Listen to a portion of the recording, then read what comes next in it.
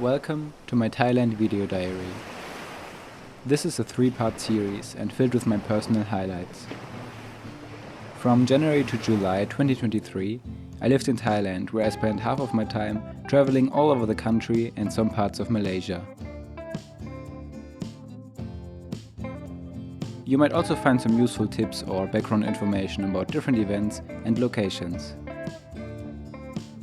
In this first episode, I reunited with my Thai girlfriend and explored Koh Samui. I also went hiking in Koh Phangan and jammed together with 2 Thais at the Fisherman Night Market. Let me give you some background information, what brought me to Thailand in the first place. It began after I had finished my A-levels at school.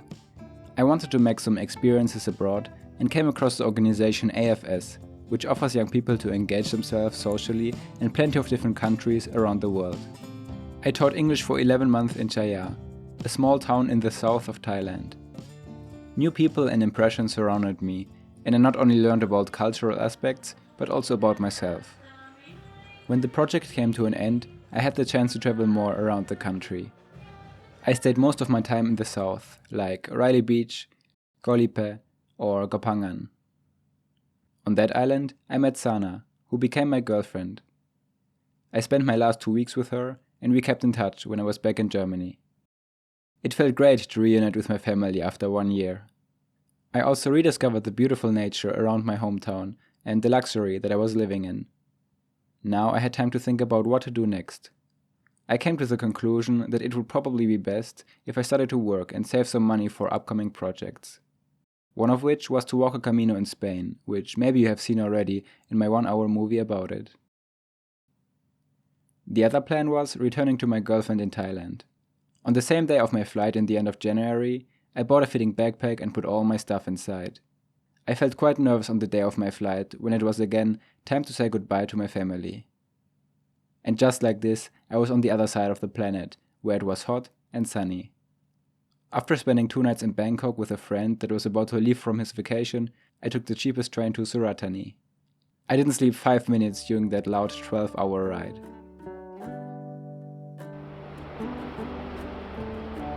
I arrived just before sunrise and bought a bus ticket to the pier in Don Sak. After 2 minutes in that bus, I finally fell asleep. Tired, I stumbled on top of the ferry to Samui and took a taxi to our small apartment. It felt surreal to hug Sana after not seeing her for 10 months. She had to go to work almost every day, and I used the time to explore the neighborhood and to drink coconuts on the beach. In the course of the following weeks, I started getting to know her friends and the island more and more. Once, we went to a night market where 2 Thais played some reggae on a stage. I liked the good energy of the singer and thought about joining him by playing the djembe that just stood on that stage waiting for someone to play it. I love rhythm and was already playing with my chopsticks while eating.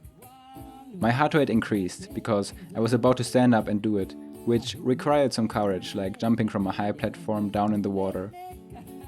I couldn't overcome my fear of that social interaction and felt a little disappointed in myself. Especially when a guy from the audience stood up and did exactly the thing that I had imagined myself doing. Of course it worked. He sat on the edge of the stage and began to jam with them. Quickly, I tried to let go of regretting my hesitation and talked to the singer Max in his break. He looked happy and said I was welcome anytime. The day after, Sana had a few days off and we took a speedboat to the neighbor island Koh Phangan, where we first met. The plan was to go hiking to Bottle Beach. We arrived in the morning, ate breakfast, and after renting a bike and driving around the island, we visited a waterfall.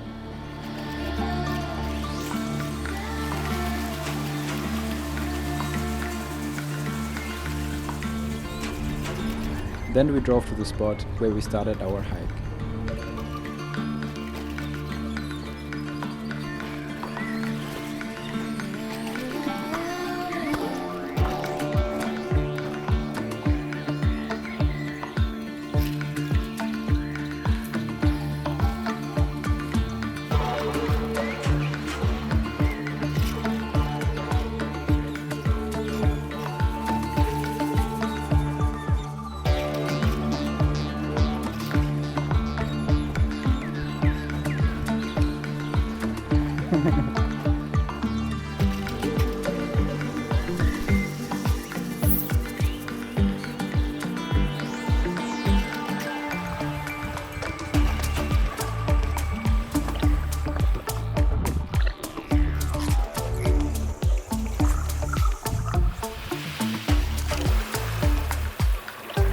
Bote Beach is quite a remote and calm beach in Koh Phangan with only a few bungalows and restaurants.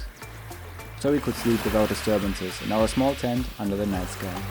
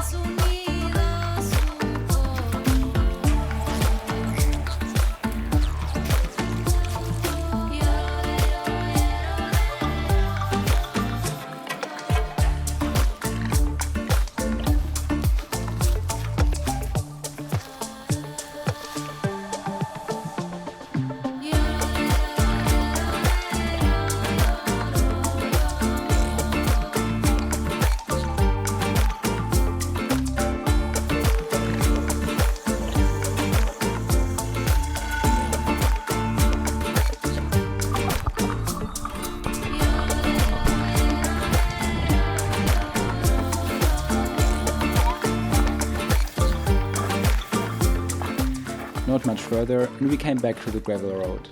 The swim gave us enough energy to race back to our motorbike.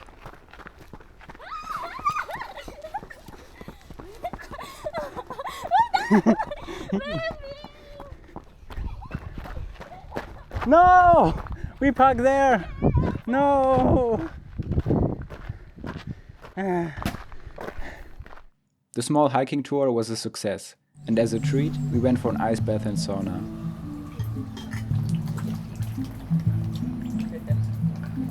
In the evening, we watched the sunset at Zen Beach.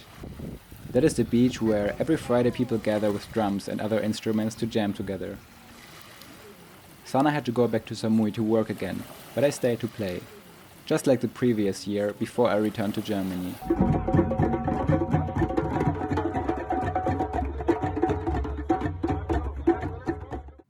On the evening before the jam, I went to the beach already with the hope of meeting some people that I could borrow a djembe from. There was a group around a campfire making some music. Just after a few minutes, it started to rain, because of which many people left. But since the fire was still kept alive, and the didgeridoo was still playing, I stayed and sat down. After a while, I thought, it was enough though. Time to leave and eat dinner. Maybe I could ask someone for a drum the next day. I was on my way back to the motorbike when I realized that I couldn't find my key. I searched in vain and was kind of desperate. I was sure that I had lost it somewhere on the beach, so I started searching with my flashlight. At least, the rain had stopped by now. I came closer to the small group that was still chanting around the campfire. One of the guys came to me and asked me what I was looking for. He told me that someone had found my key, and I was extremely relieved. I decided to stay with the group and sat down with them. All strangers from different parts of the world. One of the guys was a German with the nickname Orange. He told me that I could borrow his djembe for the jam tomorrow. I was astonished by the dramatic change of the situation on that evening. From desperately searching my key to gratefully sitting around a campfire with a group of friendly strangers. I went to a hidden beach where I slept in my tent, and the next day I was ready to drum my soul out of my body.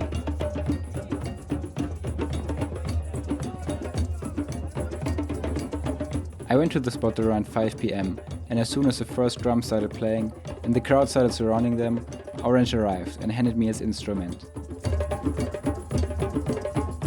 The rhythm was fast, and the dancing people and variety of sounds coming together, as well as seeing the beautiful sunset, completed the control over me. I watched myself slapping the heck out of that small djembe for at least 3 hours. Eventually people left and the music became slower and less energetic.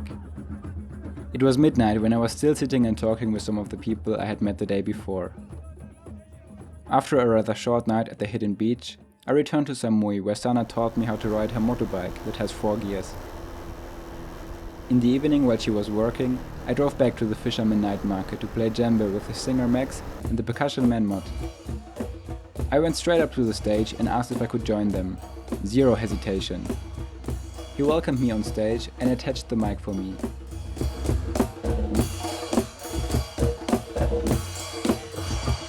In the break, we got to know each other a little bit, and I found out that he wanted to start making videos, which positively surprised me. I offered him my support and was very happy to start working on some projects together. I played with them more often, also at a buffet of a 5-star hotel. Therefore, I could eat the food for free. Playing in front of a more or less big audience full of strangers was a good training to increase my confidence as well.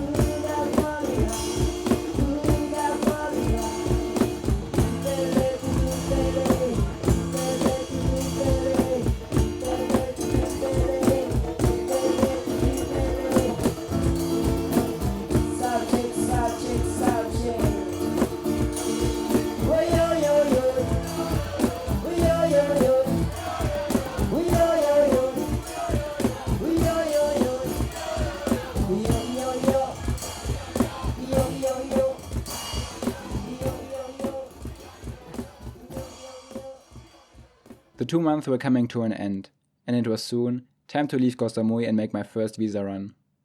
Watch the second part next week to see how Sana and I started traveling to Malaysia. We also went kayaking in her home province and explored the beautiful islands of the south of Thailand. See you then, and thanks for watching.